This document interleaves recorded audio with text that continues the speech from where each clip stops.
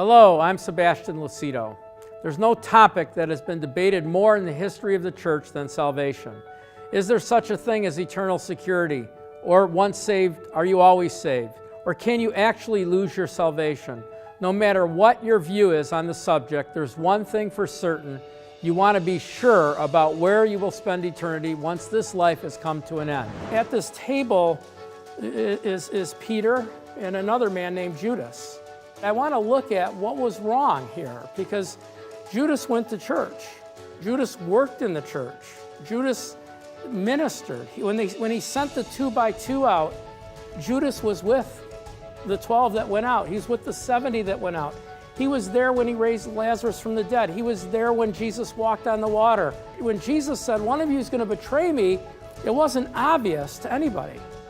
How does this happen that one of the people closest to him still did not make heaven? You know, what was the defect? It had to be internal. You can take any of the promises of God. If you don't know them and don't own them in your heart, you can't walk in them. And once you know them, once it opens to you, it changes you. God's word has to change you. An interaction with God has to change you when it hits you at the core of who you are in your heart. Then we do these many wonders in your name. Didn't we work for you? You know, think about it. I mean, at this point, it's too late. And he's going to say, I don't even know you. I don't have a relationship with you. Now you have to ask yourself, how does that happen? Well, when you glean back from the story and you look at what he's saying here, it's quite obvious.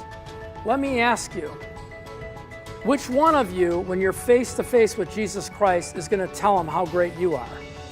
I don't think so. I think I'm going to say thank you for everything I have. You're either growing spiritually or you're dying spiritually. There's no neutral. These people live their whole life filling out a form saying they're Christians. Where do you attend church? Here's where I attend church. What do? I'm on the prayer team. All of their life, they thought they had it right. And the Bible tells us, Jesus says, I never knew you. Faith for salvation and salvation itself is not one prayer. It's a revelation that we receive every day in our life that Jesus Christ is Lord, and we confess that every day of our life. It's not one time in a restaurant parking lot and then we're saved. It's like the wedding in a marriage, right? It's an event.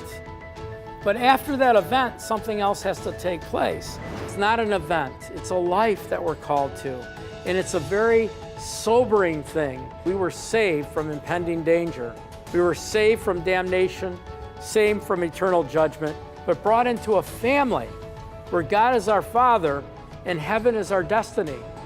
Are you sure DVD and workbook curriculum breaks down God's gift of grace and salvation in a way you've never heard before?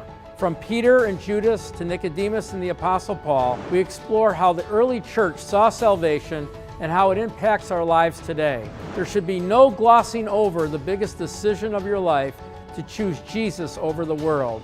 Are you sure will inspire and challenge you in your everyday lifestyle to be prepared, alert, and ready for where you will spend eternity? This curriculum is great for small groups, Bible studies, new and seasoned believers. No matter what your background is on the subject, what you believe about salvation affects how you will live today in preparation for eternity. Get your copy of this essential teaching today. Are you sure?